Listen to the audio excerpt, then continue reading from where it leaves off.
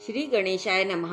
सभी भक्तों को राम राम। आइए अब सुनते हैं कार्तिक मास के महात्म्य का चौथा अध्याय। माता शारदा की कृपा पढ़ूं भाव अनमोल, कार्तिक महात्म का कहूँ चौथा अध्याय खोल। नारद जी स्वयं परम ज्ञानी थे।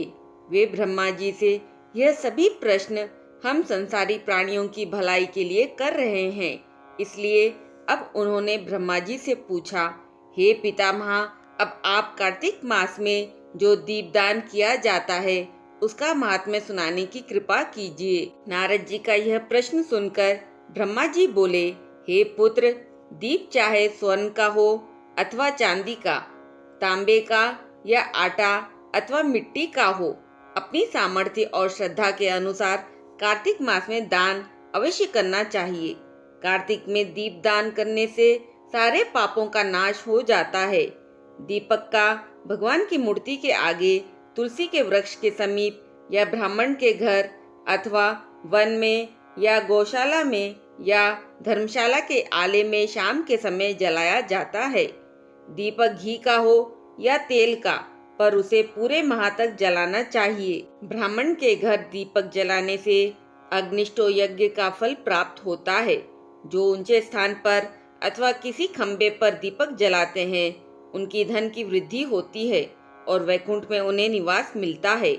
दीप जलाते समय भगवान से प्रार्थना करे और कहे, हे भगवान, मैं आपकी निमित्त यह दीपक जला रहा हूँ। कार्तिक में मथुरा, माघ में प्रयाग और बैसाख में हरिद्वार में स्नान और निवास करें तो यह बहुत ही उत्तम होता है। जब सूर्य तुला, मकर अथवा मेष राशि में हो उस समय किए जाने वाले नियम, व्रत, पूजा और दान बहुत ही उत्तम फल देते हैं। इन महीनों में किए हुए व्रत, दान और शुभ कर्मों से सारे पापों का नाश हो जाता है।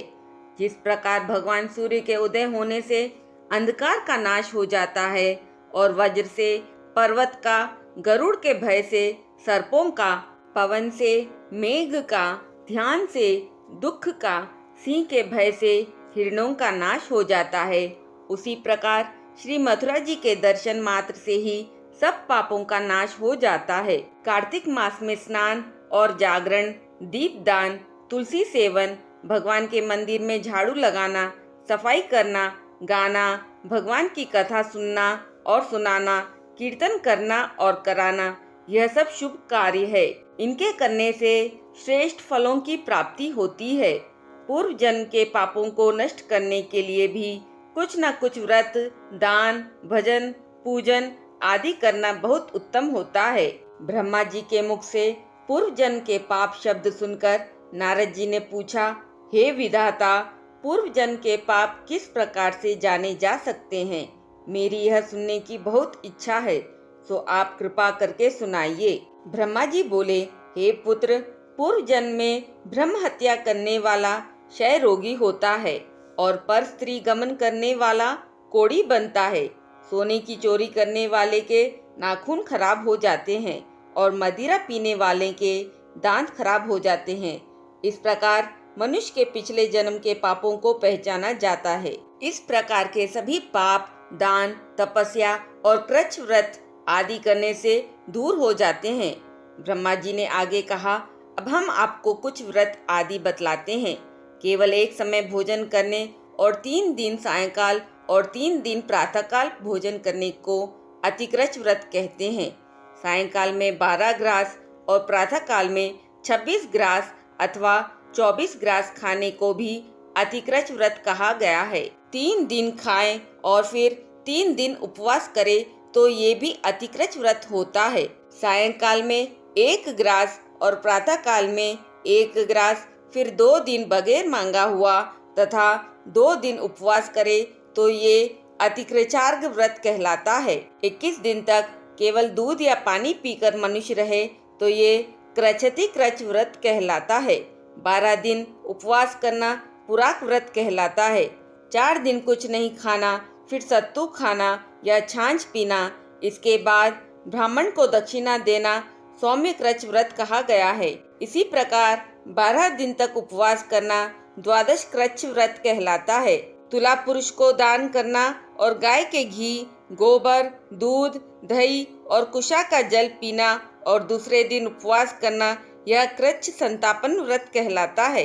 3 दिन गोमूत्र, 3 दिन गोबर, फिर 3 दिन दही, 3 दिन दूध और फिर 3 दिन तक घी खाने से भी यह कृच्छ संतापन व्रत होता है।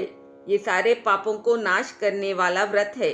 इसी प्रकार गुलर, कमल, बेल के पत्ते या कुशा का जल प्रतिदिन पीना भी उन कृच्छ व्रत है।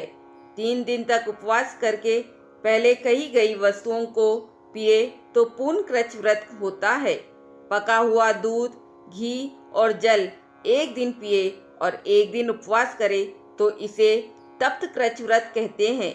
जल, दूध और घी को तपाकर 3 दिन तक पिए और एक समय स्नान करे तो वो भी तप्त कृच्छ व्रत होता है। इसका प्रमाण होना चाहिए। पानी 8 तोला, दूध 12 तोला और घी 4 तोला। कार्तिक शुक्ल चतुर्दशी को भगवान का पूजन करना चाहिए। उस रात को उपवास रखकर और कमर तक जल में खड़े रहकर रात भर भजन करने को जल कृच्छ व्रत कहा गया है। जो इस व्रत को करता है वो वैकुंठ को प्राप्त कर लेता है। कार्तिक सुदी सप्तमी को घी खाकर फिर एकादशी को उपवास करे तो इसे पेतामह कृच्छ व्रत कहा गया है। यह पेतामह कृच्छ व्रत करके दिन में भगवान श्री कृष्ण का पूजन करे। पूजन करने वाला तीनों लोकों में पवित्र होकर वैकुंठ को प्राप्त कर लेता है। कार्तिक सुदी छठ से 3 दिन उपवास करने से महेंद्र कृच्छ व्रत हो जाता है। इसे करके मनुष्य दुर्लभ वैकुंठ में वास पाता है। 3 दिन अन्न खाने और 3 दिन उपवास करने से पत्र पंचक व्रत हो जाता है। इसे वैष्णव कृच्छ व्रत कहते हैं। यदि एकम से पंचमी तक केवल दही खाए फिर एकादशी और द्वादशी को भगवान का पूजन करे तो उसे परम कृच्छ व्रत कहा गया है। इसके करने से श्वेत द्वीप में वास मिलता है। जो शुक्ल पक्ष की एकम से प्रतिदिन 1 ग्रास कम करता जाता है और अमावस्या को कुछ नहीं खाता तो यह चंद्रायन व्रत कहलाता है। 1 ग्रास को 2 तोले अर्थात 25 ग्राम के लगभग मानना चाहिए। एक बार में जितना भोजन आसानी से मुंह में आ जाए इतना ही ग्रास होना चाहिए। कृष्ण पक्ष के शुरू में 14 को 5 ग्रास और फिर हर दिन 1-1 ग्रास बढ़ाकर एक पक्ष में 240 ग्रास पूरे करने चाहिए। इसे भी चंद्रायन व्रत कहते हैं। 2 सप्ताह तक गाय के चारों थनों का दूध पिए, फिर 7 दिन तक 2 थनों का दूध पिए और फिर 6 दिनों तक 1 थन का दूध पिए। फिर 3 दिन अन्न जल कुछ न लेकर केवल वायु का ही सेवन करने से सोमपान नामक व्रत पूर्ण होता है। यह व्रत भी सारे पापों का नाश करने वाला है। गेहूं तथा चावल की कांजी, दही, दूध, घी, जल और पंचगव्य तथा निम्नलिखित सब चीजें नियम पूर्वक कार्तिक मास में खाने से भी साप्ताहिक कृच्छ व्रत हो जाता है। इस व्रत को करने वाले को विष्णु लोक की प्राप्ति होती है। बेल, पलाश, गुलर का काढ़ा और गर्म दूध पीकर एकादशी व्रत करने वाला द्वादशी को पारण करे तो निश्चय ही वैकुंठ में स्थान प्राप्त करता है।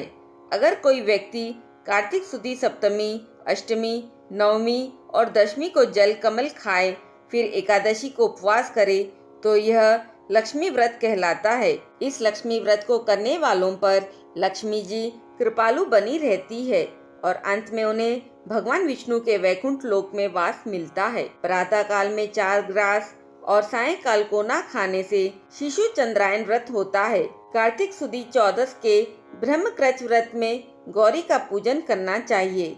इसकी विधि इस प्रकार है।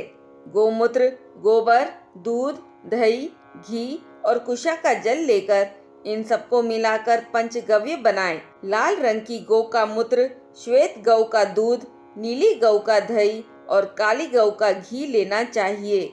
यदि किसी वजह से यह ना मिल सके तो दूसरी तरह से भी पंचगव्य बनाया जा सकता है। मिलाई जाने वाली वस्तुओं की मात्रा इस प्रकार है। गोमूत्र 8 ग्राम, गोबर 19 ग्राम, दूध 12 ग्राम, दही 10 ग्राम, घी 8 ग्राम और कुशा का जल 4 ग्राम। गोमूत्र को गायत्री मंत्र पढ़कर मिलाना चाहिए।